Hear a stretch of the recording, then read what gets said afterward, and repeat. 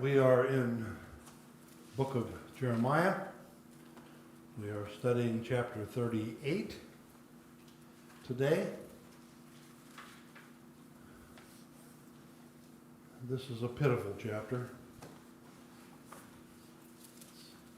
It's an awful chapter, actually, in so many ways.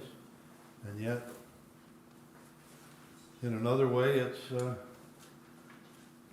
good chapter because Yahweh was definitely in charge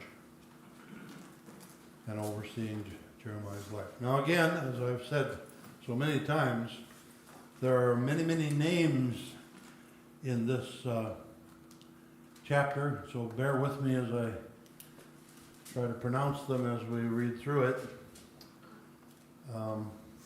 These are all most of them are generally unfamiliar names. They're not the people apparently that we have named our children after. So here we go. Jeremiah chapter 38. Now, Shephatiah, son of Matan, Gedaliah, the son of Pashur, Jachal, the son of Shelemiah, and Pashur, the son of Malchiah, heard the words of Jeremiah had spoken to all the people, saying, Thus says Yahweh, He who remains in this city shall die by the sword, by famine, and by pestilence. But he who goes over to the Chaldeans shall live. His life shall be as a prize to him, and he shall live. Thus says Yahweh, This city shall surely be given into the hand of the king of Babylon's army, which shall take it. Therefore, the princes said to the king, Please, let this man be put to death, for thus he weakens the hands of the men of war who remain in the city, and the hands of all of the people, by speaking such words to them. For this man does not seek the welfare of the people, but their harm.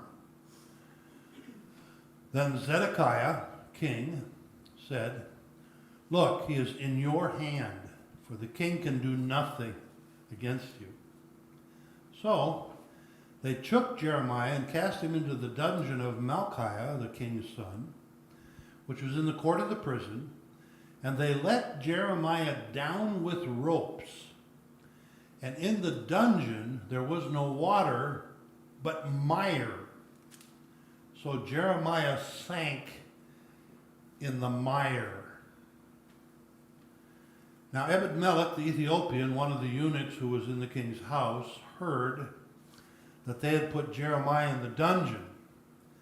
When the king was sitting at the gate of Benjamin, Ebed-Melech went out of the king's house, and spoke to the king, saying, My lord the king, these men have done evil in all that they have done to Jeremiah the prophet, whom they have cast into the dungeon, and he is likely to die from hunger in that place where he is, for there is no more bread in the city. Then the king commanded Ebed-Melech, the Ethiopian, saying, Take from here 30 men with you, and lift Jeremiah the prophet out of the dungeon before he dies. So Ebed-Melech took the men with him and went into the king's house under the treasury. He took from there old rags and clothes and let them down by ropes into the dungeon to Jeremiah. Then Ebed-Melech, Ethiopian, said to Jeremiah, Please put these old clothes and rags under your armpits, under the ropes. And Jeremiah did so. So they pulled Jeremiah up with ropes, and they lifted him up out of the dungeon, and Jeremiah remained in the court of the prison. Then Zedekiah the king sent and had Jeremiah the prophet brought to him at the third entrance of the house of Yahweh. The king said to Jeremiah, I will ask you something, hide nothing from me. And Jeremiah said to Zedekiah, If I declare it to you, will you not surely put me to death? And if I give you counsel, you will not listen to me. So Zedekiah the king swore secretly to Jeremiah, saying, As Yahweh lives, who made our very souls, I will not put you to death, nor will I give you into the hand of these men who seek your life. Then Jeremiah said to Zedekiah, thus says Yahweh, the Elohim of hosts, or Elohim Sabaoth, the God of Israel, the Elohim of Israel, if you surely surrender to the king of Babylon's princes, then your soul shall live. This city shall not be burned with fire, and you and your house shall live. But if you do not surrender to the king of Babylon's princes, then this city shall be given into the hand of the Chaldeans. They will burn it with fire, and you shall not escape from their hand. Zedekiah said to Jeremiah, I am afraid of the Jews who have defected to the Chaldeans, lest they deliver me into their hand, and they abuse me. But Jeremiah said, they shall not deliver you. Please obey the voice of Yahweh, which I speak to you. So it shall be well with you, but if you refuse to surrender, this is the word that Yahweh has shown me. Now behold, all of the women who are left in the kings of Judah's house shall be surrendered to the king of Babylon's princes, and those women shall say, your close friends have set upon you and prevailed against you. Your feet have sunk in the mire, and you have turned away, and they have turned away again. So, they shall surrender all of your wives and children to the Chaldeans. You shall not escape from their hand, but shall be taken by the hand of the king of Babylon, and he shall cause this city to be burned with fire. Then Zedekiah said to Jeremiah, let no one know of these words, and you shall not die. But if the princes hear that I have talked with you, and they come to you, and they say to you, declare to us now what you have said to the king, and also what the king said to you, do not hide it from us. We will not put you to death. Then you shall say to them, I presented my request before the king that he would not make me return to Jonathan's house to die there. Then all of the princes came to Jeremiah and asked him, and he told them, according to all these words that the king had commanded. So they stopped speaking with him, for the conversation had not been heard. Now Jeremiah remained in the court of the prison until the day that Jerusalem was taken, and he was there when Jerusalem was taken.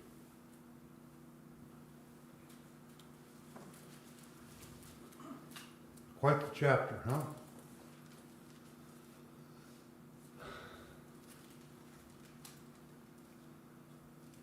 All right, this is during the fall of Jerusalem.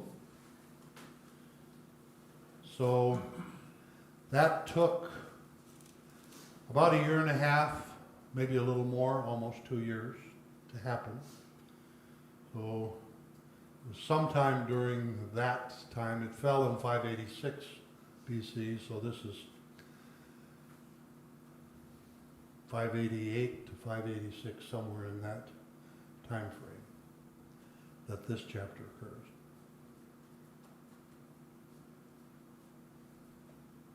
We don't know how long Jeremiah was there in that dungeon, but he was in the court of the prison many, many days, so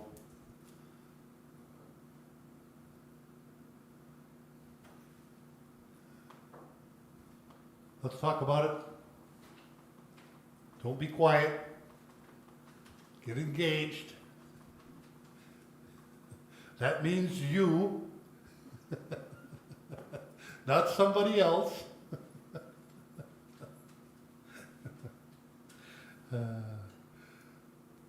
What do you see here? What do you read here? What are we? What do we got? What do we have going on? Well, let me just start by asking, who are these guys in verse 1 of chapter 38? Who are these guys? With all the unfamiliar names. Who do you think they are? Aren't they the princes? Yeah? Princess, what does that mean? I don't know if it's ruler, High-ranking official. High-ranking officials, like what? Son of the king. One of them is. Well, that's at least where the dungeon was in the cistern. Yeah. Yeah, they were high-ranking officials. Apparently,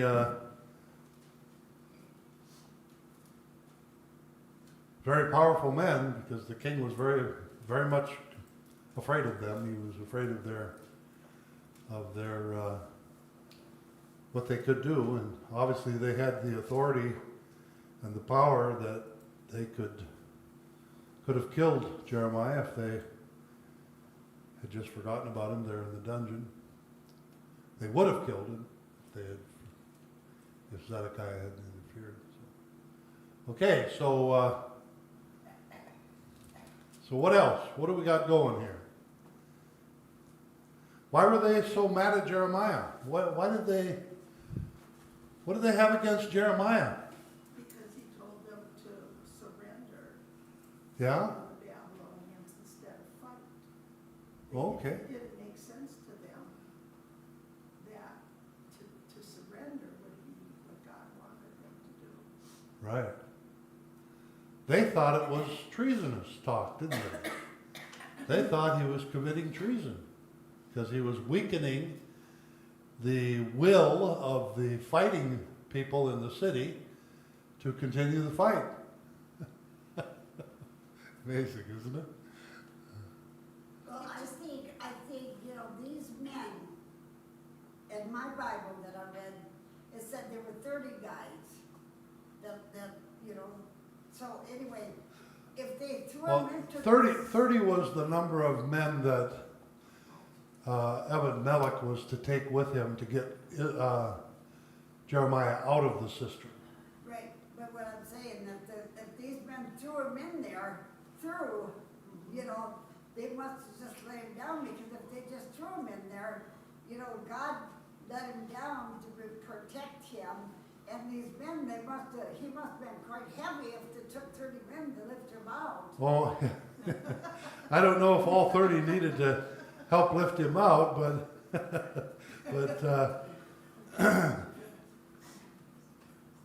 yeah, we don't have any idea how heavy Jeremiah was. He was covered in mire, that's why he was so heavy. Yeah. Oh, good, yeah. We had an experience with that when we were baptizing my granddaughter, and she took one step into the reservoir, and she sunk up one leg to her knee. And it took both Jeremy and I, big guys, with hands on her to pull her out, just getting one leg out of this mire. That's the mire. That's the mire. Now Yeah. imagine It if you had your creates a body- suction, doesn't it? Oh, it's unbelievable suction. Yeah. It's like quicksand, Yeah. Yeah. I think, that makes more sense. Go ahead. I think of Jeremiah, being let down and here, now you're stuck in this mire. You know what I'm saying? That had to be an awful feeling, an awful predicament to be in.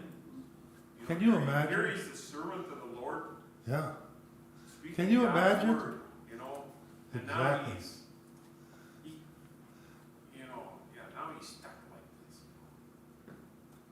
That What do you think was going through Jeremiah's mind? Not again, Huh? not again. Not again. No, Amy just said, I didn't sign up for this. Amy said, I didn't sign up for this. You think he thought this was it? You think he thought Yahweh was going to let him die there? I'm sure it went through his mind Huh. many times. Yeah. As I said, we don't have any idea how long he was there, but they thought he was going to starve to death. The king thought he was going to starve to death in there, so that would take quite a while. What do you do in a cistern up to your waist, probably in muck and mire? What do you do? How do you? all you can do is pray. Yeah. That's Do you sleep? Can you go to sleep in a situation like that? I don't see it how, because if you just tipped, now you're in it worse. Yeah. It's Yeah. just- This This is horrible. I mean, I found myself as I was reading and thinking about this chapter and meditating on it, found myself asking Yahweh, why did you allow Jeremiah to go through this? What is the good purpose of allowing this to happen to this man?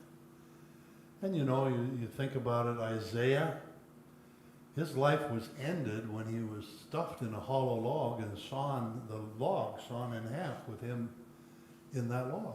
I mean, Well, didn't Jeremiah know that Israel was going to be judged because of the 40 years of disobedience?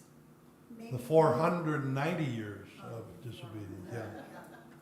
Well, anyway, I thought, well, maybe Jeremiah knew at that time that his time was not up yet because of that. Oh, I see, yeah.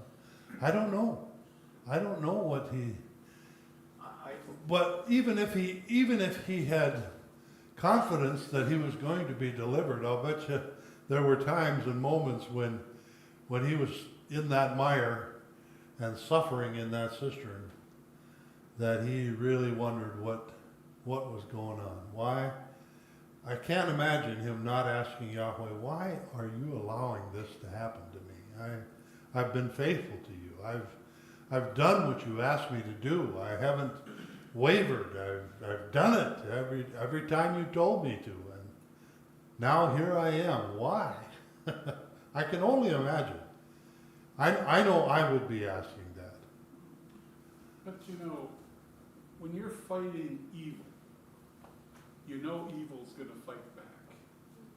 So he had to know that because of the words he was sharing, people were not gonna respond well. You shouldn't even expect people to respond well. And now, how they respond is a mystery until it happens. So I suspect he trusted God, he knew God was in control, and he said, well, that's what happens when you're fighting against evil. So you think he would have just been pretty much I think he would have been in prayer. He'd have been resigned to the fact that he was there and he wouldn't have much discouragement or disheartened? I think when you go through those situations, the disheartening happens, but when you stop and think who's in charge, who's in command, you can fight through that discouragement. I would hope I would, but I don't think I would. I think I would be much more discouraged and frustrated. Who said? Like Job was. Yes, I was gonna say, who said, though he slay me, yet will I trust That him? was Job. Yeah. But he didn't always have that No, but. have that attitude. When he was scraping his sores with a potsherd, he wasn't always so. We go through that. Amy and I, for example, have been going through that Yes. in the last month. And it finally. And that's nothing compared to what Jeremiah was And facing. it finally occurred to us this week, why are we letting ourselves get just beat up? Yeah, yeah. It took an attorney to open our eyes. Oh, Let it go. Yeah, yeah, We're still gonna be okay. yeah, yeah. Whatever happens, we're gonna be Yeah. okay. Yep, and I'm very happy you came to that, Reggie. I'm happy for you because you won't suffer so much anxiety and frustration, which will only compound itself as you go through more of it, and as you start fixing up your house and paying for it out of your pocket again. You've already paid for it once, but I think of it Paul. would in only prison. compound it. When Paul was in prison, what did he do? He's saying, Yeah, yeah, yeah, yeah, yeah.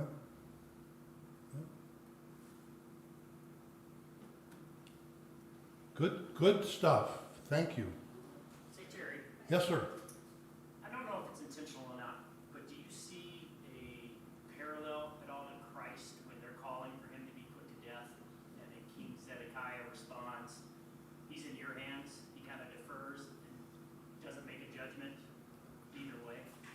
Sounds like Pilate, huh? Yeah, a lot. Yeah, yeah, it does. That's a good analogy. I don't think it's necessarily an intended. I don't think it's a type or anything like that of Christ and the crucifixion, the trials process. But it certainly has parallels, doesn't it? Yeah, and then just the way he's responding the whole time, King Zedekiah is just, very weak, I guess, cowardly, kind of not willing to make a stand, kind of wants to go with the will of the people over the will of God. Yeah. So, That's an interesting thought. The relating of Zedekiah to Pilate. Yeah, that's great. so I said all the same, this last 2 days or 3, I've listened to the song by the Gaithers, he's touched me.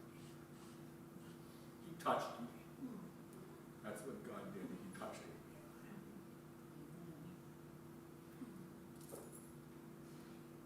I'm thinking Jeremiah probably was touched also.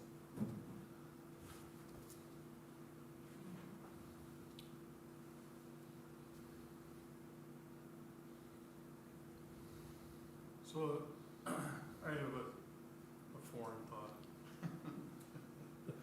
So I'm sitting here processing through this, and the princes are trying to shut Jeremiah up. They don't like what he's saying. They think he's treasonous. He's against them.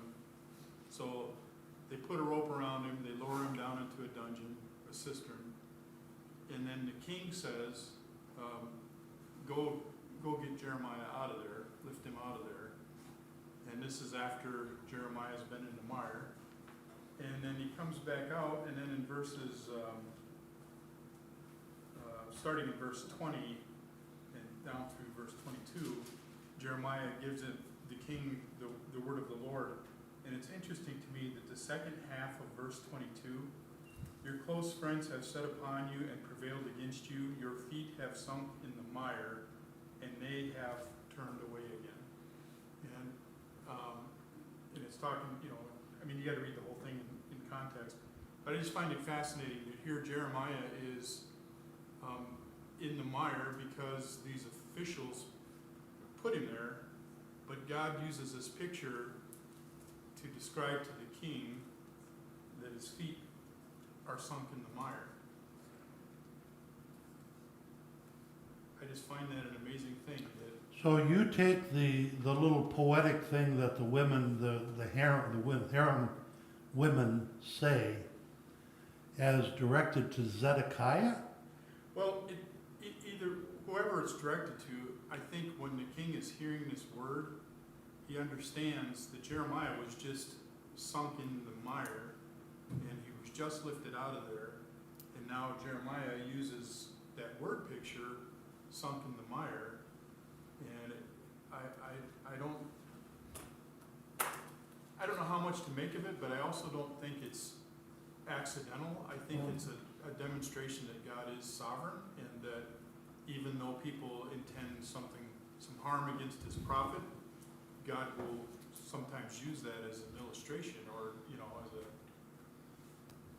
you did this to my prophet, but this is what's going to happen to you, sort of concept. Well, I was hoping you would tell us who that little poetic statement of the women of Zedekiah's harem say is about. I wasn't focusing on that part of it. Well, now that you are, That was confusing. now that you have focused, That's confusing, that poem. Well, are they commenting essentially to the officials, the royal establishment here? Now, all the women who are left in the king of Judah's house shall be surrendered to the king of Babylon's princes. okay, let's first of all identify who these women are. Who are these women?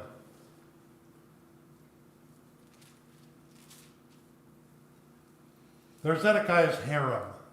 Oh, That's who they are. They're Zedekiah's harem, and they are surrendered to Nebuchadnezzar's princes. okay. Right? Yep. That's who they are given to. Nebuchadnezzar's harem, or Zedekiah's harem, is given to Nebuchadnezzar's princes. And these women say, "Your close friends have set upon you and prevailed against you.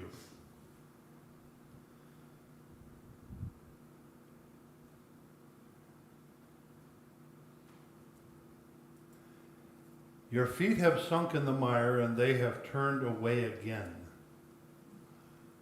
So, who must this be directed at? Huh? I got Jeremiah a couple Zedekiah. places. Huh? It's Zedekiah.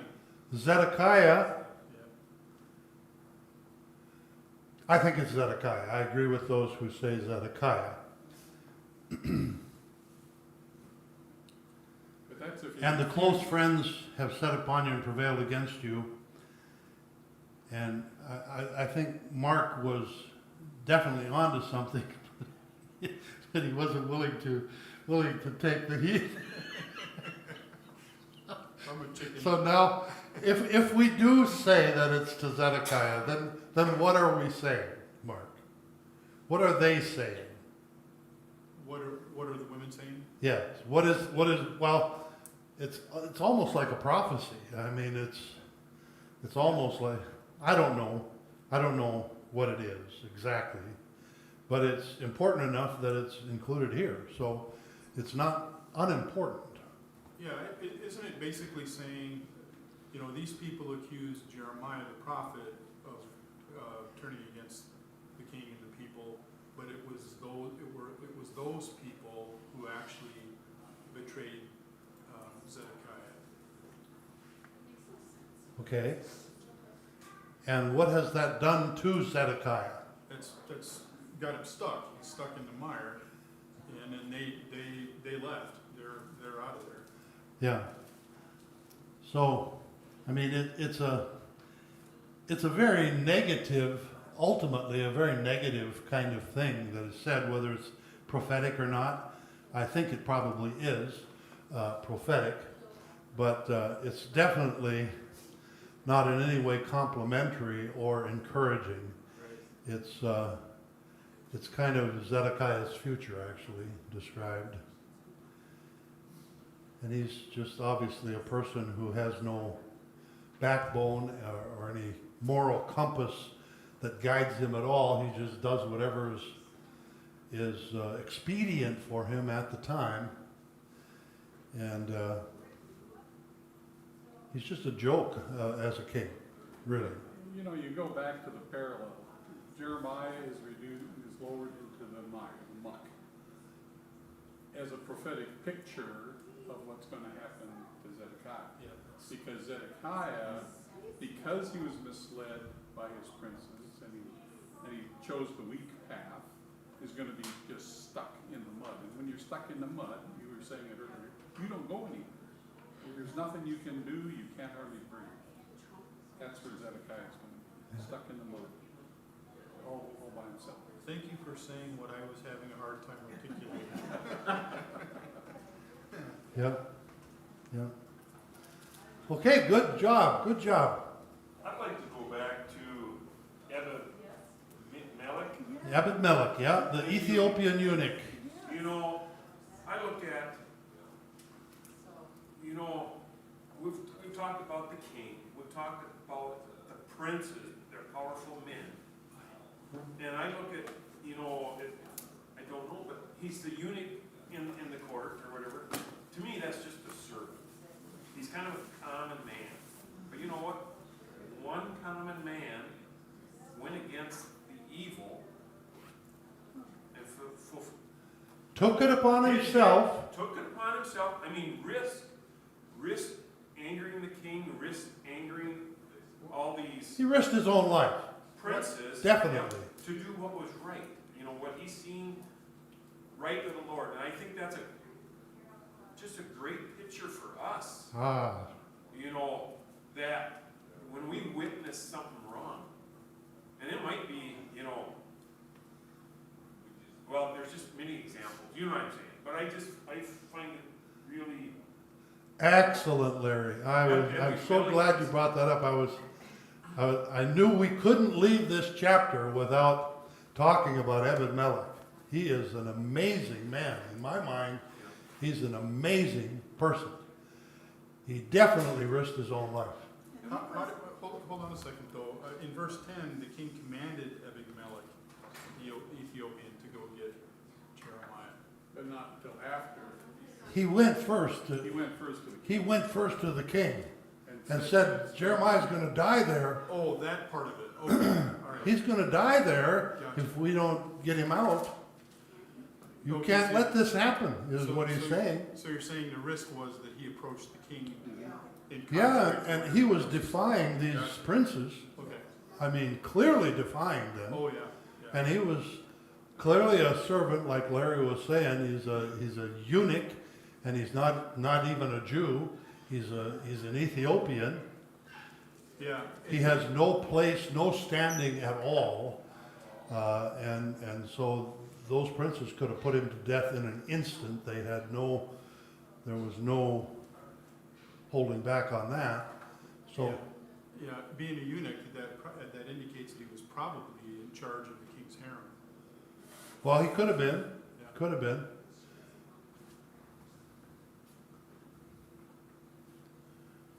All right, so excellent point, Larry. Thank you for bringing that up.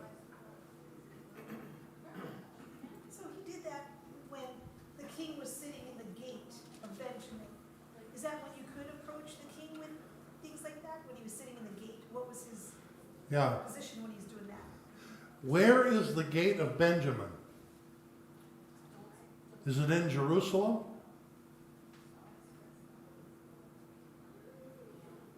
No, it's not. It's north of Jerusalem, in the land of Benjamin, in the major city, and it doesn't designate which city, but wherever the major gate of Benjamin was, it wasn't in Jerusalem. And apparently, I don't know how he was not in Jerusalem with the siege going on, but there were escape routes, and so apparently he was Well, it was there. a gate to the walled city. I mean, it's a gate out of Jerusalem. Yeah, huh? It's a gate out of Jerusalem, so it leads out. So it's an exit gate of Jerusalem. Where did you see that? Oh, just looking at the gate of Benjamin, Oh. where it is. One of the gates in Jerusalem, it's in Baker Encyclopedia, gates in old Jerusalem's old wall. It's probably at the northeast corner. Yeah, which was where you would go to the land of Benjamin. So they're saying it was a gate. a gate in Jerusalem. Well, on the outside wall, Okay. where the king could be expected to sit. Well, we know that at some point during the siege, while the Chaldeans were back, Jeremiah went up to the land of Benjamin to claim his own land. We know that. So I don't know if King Zedekiah had some reason to leave Jerusalem or not, but anyway. So I'm sorry. I just think this whole chapter, though, is about people just refusing to believe the word of God. Yeah. They just weren't going to hear it. They didn't want to believe it. Yeah. That doesn't seem to faze God at all, does it? When people don't believe his word, he still accomplishes what he's going to do. Yeah.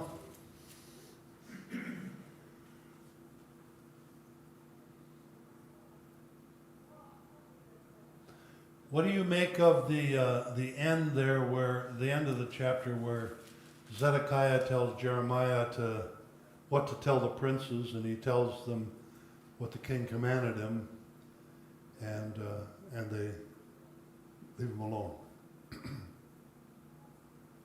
What do you make of that?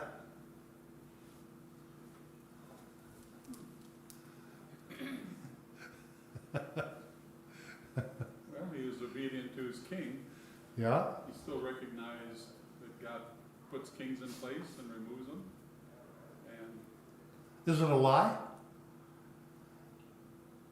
Does he tell a lie? Sure seems like it.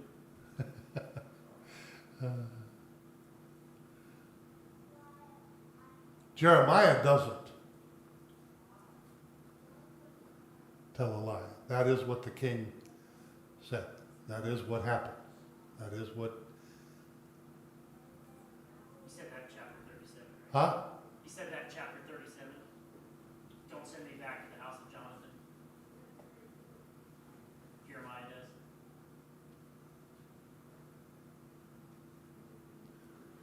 I'm talking about verses 24, 25, 26, and 27, I guess, yeah.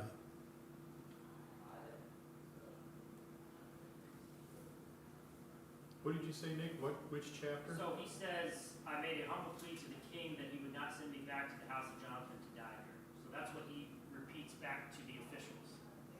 And it's not a lie, because back in chapter 37 of Jeremiah, that is what Jeremiah tells King Zedekiah.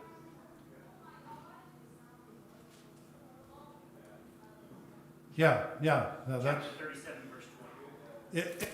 the way it's stated, I think, is probably a little different for us to understand.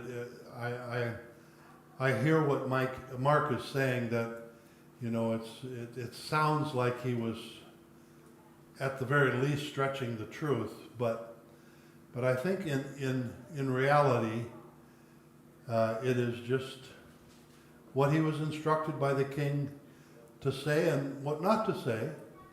It isn't that he told the whole truth and nothing but the truth, so help him God. He just didn't tell them everything, and they were apparently satisfied with what he did tell them. Yeah. And so, at the king's orders,